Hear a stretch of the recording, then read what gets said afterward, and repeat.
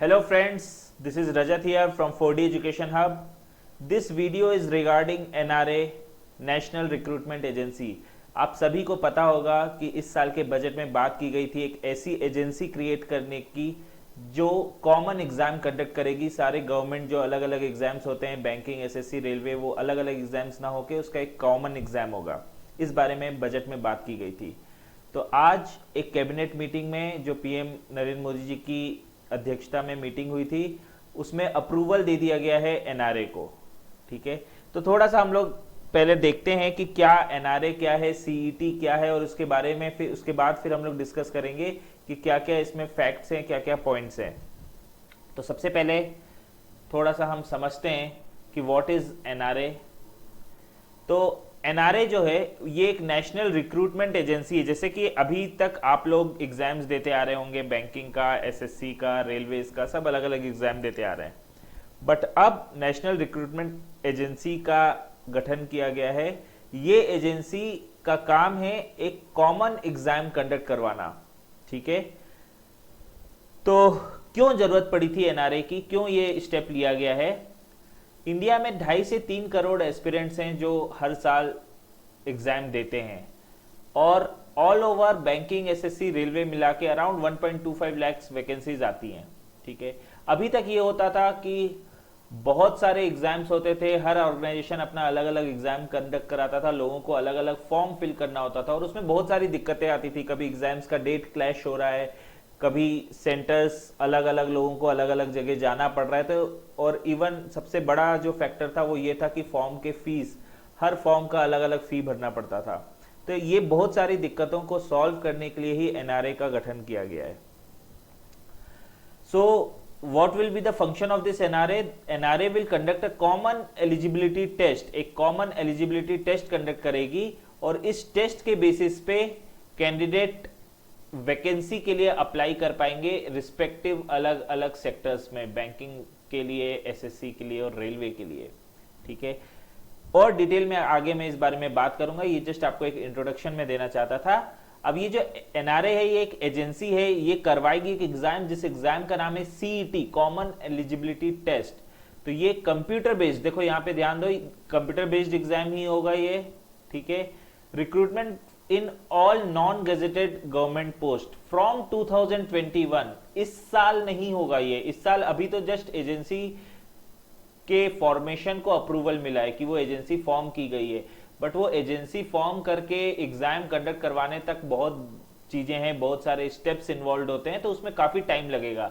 तो तुरंत इस साल कोई भी ऐसा नहीं होगा कि सीईटी हो रहा है। इस साल जो आपके बैंकिंग के, एसएससी के, रेलवे की जो भी पोस्ट आ रही हैं, वो सारे exams as it is conduct होंगे। आईबीपीएस पीओ होगा, एसएससी का सीपीओ का पोस्ट है वो भी कंडक्ट होगा, सीजीएल का अगर पोस्ट आता है तो वो भी कंडक्ट होगा। तो इस साल कोई भी फर्क नहीं पड़ेगा, सारे एग्जाम्स एज इट इज होंगे। ये अगले साल की बात की जा रही है, अगले साल से सीईटी कॉमन एलिजिबिलिटी टेस्ट होगा। अब इसमें क्या होगा, ये जो कॉमन एलिजिबिलिटी टेस्ट है ये सिर्फ प्रीलिम्स के लिए है। ये जो है एग्जाम ये सिर्फ प्रीलिम्स के लिए है। जैसे कि आपको पता होगा बैंकिंग एग्जाम्स हो जो कि आईबीपीएस कंडक्ट करवाता है, या एसएससी हो या रेलवे हो, सब में 2 फेज में एग्जाम होता है, एक प्रीलिम्स होता है और एक मेंस होता है, राइट? तो ये जो सीईटी है, जो एग्जाम है, ये सिर्फ प्रीलिम्स होगा। मेंस का जो एग्जाम होगा वो अगेन सारी एजेंसीज अपना अलग अलग कंडक्ट करेंगी। ठीक है, तो जो कॉमन प्रीलिम्स का एग्जाम है वो सबका एक साथ होगा। किस किस का? एसएससी का, आईबीपीएस का, आरआरबी का। अभी ये 3 ऑर्गेनाइजेशंस को ही इसमें इंक्लूड किया गया है। आगे प्रोविजन है कि और भी गवर्नमेंट सेक्टर के जो एग्जाम्स होते हैं, इसरो का, डीआरडीओ का, इन सबको भी इंक्लूड किया जाएगा, लेकिन वो बाद में, लेटर स्टेज में। अभी फर्स्ट स्टेज में एसएससी को, आईबीपीएस को और आरआरबी को इंक्लूड किया गया है। तो इन तीनों के अंडर जितने भी एग्जाम्स होते हैं, जैसे कि एसएससी के अंदर सीएचएसएल होता है, सीजीएल होता है, सीपीओ होता है, ये सब अलग अलग एग्जाम्स जो होते हैं, ये अलग अलग एग्जाम्स ना होके प्रीलिम्स जो होगा वो कॉमन होगा। वैसे आईबीपीएस, पीओ, क्लर्क जो अलग अलग एग्जाम्स होते थे, आरआरबी का, ये सब अलग अलग एग्जाम्स कैंसिल होके कॉमन सीईटी होगा। सेम वेज रेलवेज में भी। तो अभी तक जो आप अलग अलग फॉर्म्स भर के अलग अलग एग्जाम देते थे, 2021 से आपको अलग अलग एग्जाम देने की जरूरत नहीं पड़ेगी, आप एक कॉमन एग्जाम दोगे, दैट इज सीईटी। ठीक है, लेकिन फिर से बता दूं, ये सिर्फ प्रीलिम्स की बात हो रही है। मेंस का एग्जाम आप जैसे अभी तक देते आ रहे हैं अलग अलग वैसे ही होगा। अच्छा, इसमें भी प्रीलिम्स में भी 3 टाइप के एग्जाम होंगे सीईटी में। एक 10th के बाद, जिन बच्चों ने सिर्फ 10th तक पढ़ाई की है उसके बेसिस पे अगर वो कोई गवर्नमेंट जॉब्स लगाना चाहते हैं तो 10th के बेसिस पे भी वो दे सकते हैं, 12th पास स्टूडेंट्स भी दे सकते हैं और ग्रेजुएशन वाले स्टूडेंट्स भी दे सकते हैं। ठीक है, तो ये 3 अलग अलग एग्जाम्स होंगे, CET for 10th, CET for 12th and CET for graduation. Graduation pass वाला बच्चा 12th वाला भी एग्जाम दे सकता है, 10th वाला भी एग्जाम दे सकता है, ग्रेजुएशन वाला तो दे ही सकता है, राइट।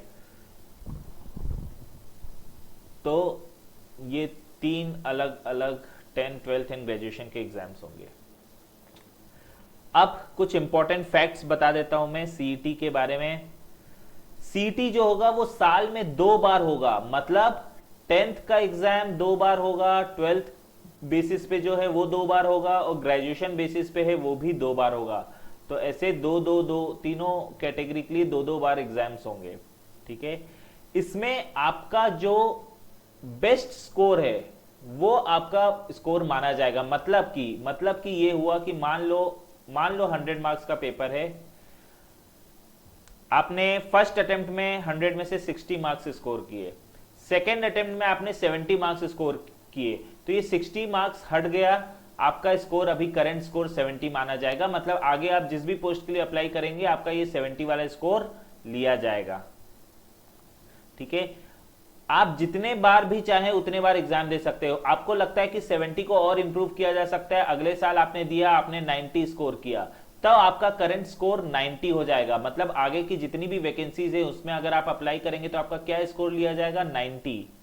मान लो आपने एक और एग्जाम दिया और आपका स्कोर कम आ गया, 85 आ गया, तो क्या होगा, 85 को लिया जाएगा? नहीं, आपके 85 को नहीं लिया जाएगा, आपका जो बेस्ट स्कोर है वो लिया जाएगा। तो आपको चिंता की बात नहीं है, आपने अगर कभी स्कोर कम भी लाया है तो भी कोई दिक्कत वाली बात नहीं है, आपका प्रीवियस जो बेस्ट स्कोर है वो लिया जाएगा। ठीक है, तो साल में 2 बार दे सकते हो और लिमिट्स नहीं है, कोई भी आपका अटेम्प्ट्स की लिमिट्स नहीं है, आप जितने बार चाहे उतने बार आप ये एग्जाम दे सकते हैं अपने स्कोर इंप्रूवमेंट के लिए। सारा प्रोसेस ऑनलाइन होगा, रजिस्ट्रेशन, एग्जाम, रोल नंबर, सारी चीजें आपका ऑनलाइन प्रोसेस रहेगा। ये बहुत से स्टूडेंट्स को स्क्रीन आउट, जो प्रीलिम्स का मेन एम होता है कि बहुत से स्टूडेंट्स को स्क्रीन आउट कर दिया जाएगा ताकि मेंस के लिए जब आईबीपीएस, एसएससी, रेलवे मेंस कराएं तो उनके पास लिमिटेड नंबर ऑफ स्टूडेंट्स रहें। मल्टीपल चॉइस क्वेश्चंस रहेंगे, ऑब्जेक्टिव टाइप पेपर रहेगा। पेपर का पैटर्न अभी तक नहीं बताया गया है, किस सेक्शन में कितने क्वेश्चंस रहेंगे, क्या क्या सेक्शंस रहेंगे, इसके बारे में कोई भी डिटेल नहीं दिया गया है, लेकिन ये श्योरिटी है कि पेपर जो होगा वो multiple choice question MCQ based ही होगा, राइट। एक इंपॉर्टेंट पॉइंट है, मल्टीपल इंडियन लैंग्वेजेस में कंडक्ट किया जाएगा ये एग्जाम। अराउंड 12 लैंग्वेजेस का प्रोविजन अभी दिया गया है कि 12 लैंग्वेजेस में, मतलब तमिलनाडु से कोई स्टूडेंट है तो वो तमिल में एग्जाम दे सकता है, महाराष्ट्र का स्टूडेंट मराठी में दे सकता है। तो ऐसे 12 इंडियन लैंग्वेजेस में एग्जाम कंडक्ट किया जाएगा, हिंदी और इंग्लिश तो रहेगा ही रहेगा। ठीक है, तो ये भी एक इंपॉर्टेंट चेंज है, एक इंपॉर्टेंट पॉइंट है, अच्छा पॉइंट है, लैंग्वेज बार नहीं रहेगा।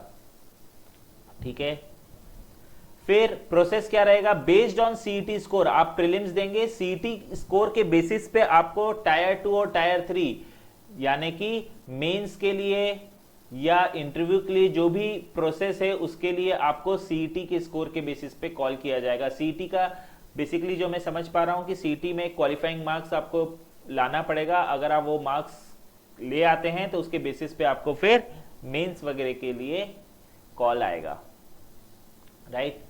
अगेन एक important point, CET score will be valid for 3 years, 3 साल तक वैलिड है। मतलब आपने अगर फर्स्ट अटेम्प्ट में ही बहुत अच्छा स्कोर ले आए हैं, 90 स्कोर ले आए मान लीजिए, तो ये 90 स्कोर आपका 3 साल तक वैलिड रहेगा। 3 साल तक आप जितने भी एग्जाम्स आते हैं सब में आप इसके बेसिस पे अप्लाई कर सकते हैं, जैसे कि मैंने बताया था, there are no restrictions on number of attempts.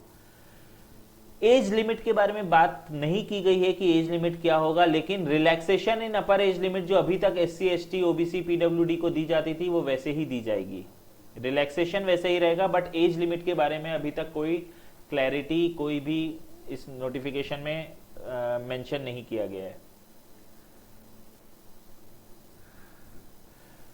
एक इंपॉर्टेंट पॉइंट इसमें यह भी है कि टेस्ट सेंटर्स, बहुत सारे टेस्ट सेंटर्स ओपन करने के बारे में बात की गई है। अभी जैसे लिमिटेड टेस्ट सेंटर्स होते हैं, एक स्टेट में, कुछ छोटे स्टेट्स होते हैं जहां पे हो सकता है 1 या 2 ही टेस्ट सेंटर हैं, तो अब ये बात की गई है कि एम ये है कि हर डिस्ट्रिक्ट में टेस्ट सेंटर खोला जाए ताकि स्टूडेंट अपने विसिनिटी का, अपने पास का टेस्ट सेंटर ले सके, राइट।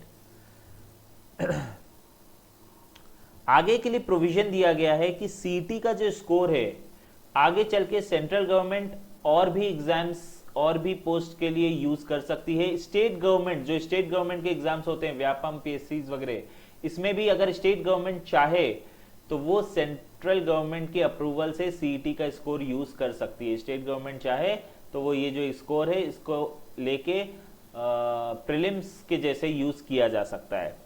सिमिलरली और पब्लिक सेक्टर यूनिट जो हैं, जैसे इसरो, DRDO, इन सब के जो एग्जाम्स होते हैं, यहाँ पे भी सीईटी का स्कोर लिया जा सकता है। सेल का एग्जाम होता है, इन सब में सीईटी, अगर ये ऑर्गेनाइजेशंस चाहें तो ये सीईटी के स्कोर को वैलिडिटी दे सकते हैं, उसको वैलिड मान के रिक्रूटमेंट कर सकते हैं। और प्राइवेट ऑर्गेनाइजेशंस भी, कंपनीज भी अगर रिक्रूटमेंट के लिए सीईटी के स्कोर को कंसिडर करना चाहे तो वो भी गवर्नमेंट के साथ टाई अप करके सीईटी के स्कोर को कंसिडर कर सकते हैं फॉर देयर रिक्रूटमेंट प्रोसेस। तो क्या होगा इससे बेसिकली कॉस्ट एंड टाइम दोनों चीजें बचेंगी। रिक्रूटमेंट में जो कॉस्ट इनकर होता है और जो टाइम इनकर होता है वो दोनों चीजें बचेंगी। तो बेसिकली इसमें कुछ फायदे दिए हुए हैं, जैसे अभी मल्टीपल एग्जाम्स देते थे बच्चे, जो मैंने पहले भी बताया, अब वो देने की जरूरत नहीं पड़ेगी। बार बार हर एग्जाम के लिए अलग अलग फी पे करने की जरूरत नहीं पड़ेगी, अलग अलग ट्रैवल करने की जरूरत नहीं पड़ेगी।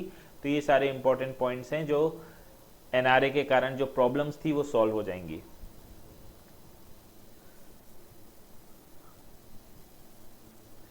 आगे बढ़ते हैं। टेस्ट सेंटर्स के बारे में जैसे मैंने आपको बताया, मोर देन 1000 टेस्ट सेंटर्स में एग्जाम होगा।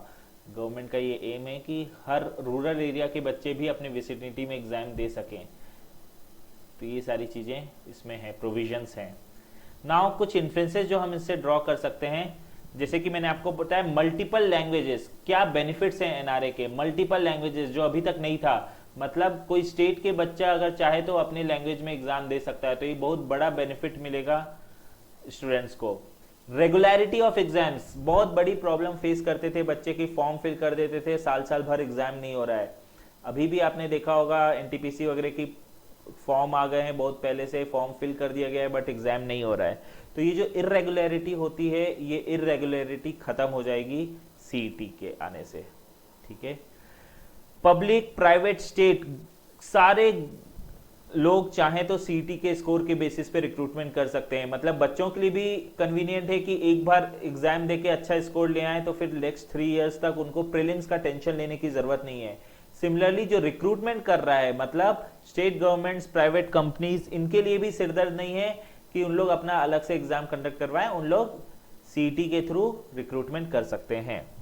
फिर एग्जाम फी की मैंने बात की थी, अलग अलग एग्जाम फी का बर्डन आपके ऊपर नहीं आएगा, कन्वेंस कॉस्ट का नहीं आएगा, ट्रैवल करने की जरूरत नहीं है, हर बार हर एग्जाम के लिए अलग अलग ट्रैवल करने की आपको जरूरत नहीं है। कुछ एक दो जो ड्रॉबैक्स, या ड्रॉबैक्स नहीं बोलूंगा एग्जैक्टली मैं, बट जो रिपरकेशंस आएंगे वो ये है कि कंपटीशन बढ़ जाएगा। कैसे बढ़ जाएगा? अभी ऐसा हो सकता है कि कोई बच्चा अगर रेलवेज के प्रिपरेशन कर रहा है तो वो बैंकिंग या एसएससी ना दे, या कोई बच्चा सिर्फ बैंकिंग पे फोकस कर रहा है तो वो एसएससी का एग्जाम ना दे, राइट। तो आपका कंपटीशन बैंकिंग वालों के साथ ही है, लेकिन अब ऐसा नहीं होगा। कॉमन एग्जाम होने से बच्चा चाहे एसएससी का हो, चाहे बैंकिंग का हो, चाहे रेलवेज का हो, हर बच्चे के लिए कॉमन एग्जाम है, तो पूल ऑफ कैंडिडेट्स बढ़ जाएगा, मतलब आपका कंपटीशन थोड़ा सा बढ़ जाएगा। एज लिमिट एग्जाम पैटर्न के बारे में अभी कोई क्लैरिटी नहीं दी गई है, तो उसके लिए आपको अभी टेंशन लेने की जरूरत नहीं है। बहुत ज्यादा बड़ा कोई फेरबदल नहीं होने वाला है। एग्जाम पैटर्न जैसा अभी तक मैथ्स, रीजनिंग, इंग्लिश ये कॉमन सब्जेक्ट्स रहते हैं, तो बहुत ज्यादा कुछ इसमें फेरबदल नहीं होगा। थोड़ा बहुत चीजें हैं, जैसे आरआरबी में, मतलब आरआरबी मींस रेलवेज, रेलवेज में इंग्लिश नहीं आता है, तो क्या होगा उसके बारे में अभी थोड़ा क्लैरिटी नहीं है। सिमिलरली एसएससी में अगर आप देखेंगे तो एसएससी में प्रीलिम्स में जीएस का पोर्शन आता है, हिस्ट्री, ज्योग्राफी, पॉलिटी, इकोनॉमिक्स, ये सारी चीजें आती हैं, साइंस, ये एसएससी में आता है बट बैंकिंग में नहीं आता है। तो अब जब होगा तो फिर क्या होगा, मुझे ऐसा लगता है मैथ्स, रीजनिंग, इंग्लिश और करंट अफेयर्स को इंक्लूड किया जा सकता है प्रीलिम्स में, बट ये डिसीजन अभी कुछ भी बोलना इस बारे में गलत होगा। आगे जब गवर्नमेंट कुछ भी नोटिफिकेशन, सर्कुलर्स इशू करेगी इसके बारे में, तो फिर हम इसके बारे में और डिटेल में डिस्कस करेंगे। तो that is it guys, I hope आपको इस वीडियो के थ्रू क्लैरिटी मिली होगी कि क्या एनआरए है, क्या सीईटी है, किस तरीके से होने वाला है। अभी एट प्रेजेंट बहुत ज्यादा टेंशन या बहुत ज्यादा पैनिक करने की जरूरत नहीं है। एक साल तक कोई चेंजेस नहीं होंगे। अभी जो एग्जाम्स के ऑलरेडी नोटिफिकेशन आ गए हैं वो एग्जाम वैसे ही कंडक्ट होंगे। जिनके नोटिफिकेशन नहीं भी आए हैं बट आने वाले हैं, वो भी नोटिफिकेशंस आएंगे और वो एग्जाम वैसे ही होंगे। जैसे इस साल आईबीपीएस पीओ का नोटिफिकेशन आ गया है तो वो तो होगा ही होगा, साथ ही क्लर्क वगैरह का भी नोटिफिकेशन आएगा और क्लर्क का एग्जाम भी आईबीपीएस कंडक्ट करवाएगा, ठीक है। सिमिलरली एसएससी का भी exam CGL, CHSL as it is होगा। तो ये जो अभी नोटिफिकेशन आया है गवर्नमेंट का, इसको इम्प्लीमेंट होने में टाइम लगेगा, एटलीस्ट एक साल टाइम लगेगा। हम एक्सपेक्ट कर सकते हैं 2021 में एग्जाम्स जो होंगे वो हो सकता है सीईटी के थ्रू हो, रिक्रूटमेंट सीईटी के थ्रू हो, ठीक है। कुछ मिथ्स हैं जो जिसको आपको ध्यान नहीं देना है, जिन पे जैसे एसएससी, आईबीपीएस, आरआरबी, ये बॉडीज खत्म नहीं होंगी, क्योंकि एसएससी जो बॉडी है वो मेंस अपना कंडक्ट करवाएगी, आईबीपीएस अपना मेंस कंडक्ट करवाएगी, आरआरबी अपना मेंस कंडक्ट करवाएंगे। ये सिर्फ प्रीलिम्स के लिए है। प्रीलिम्स जो अलग अलग होता था वो ना होके कॉमन होगा, ठीक है। तो आप लोग जो प्रिपरेशन कर रहे हैं उसमें कोई फेरबदल, बहुत ज्यादा कुछ फर्क नहीं पड़ेगा। जिस तरीके से आप प्रिपरेशन कर रहे हैं उसी तरीके से आप हार्डवर्क करते रहिए। जो ये चेंजेस आएंगे ये आपके बेनिफिट के लिए हैं, इससे कुछ ना कुछ अच्छा ही होगा, कुछ ना कुछ इंप्रूवमेंट ही होगा। तो पॉजिटिव माइंडसेट के साथ आप प्रिपरेशन कीजिए। All the best for your exams, upcoming exams. And अगर आपको कोई भी डाउट है तो आप कमेंट कर सकते हैं एंड मैं कोशिश करूंगा कि आप सबको पर्सनली आंसर करूं। और अगर आप चाहते हैं कुछ और क्लैरिफिकेशंस, आप चाहते हैं कुछ और वीडियोस हमारे साइड से, तो वो भी आप हमें सजेस्ट कर सकते हैं। अगर आपको ये वीडियो पसंद आया है तो please share it with your friends. Subscribe to our channel for more such videos. See you in the next video. Bye bye. Take care.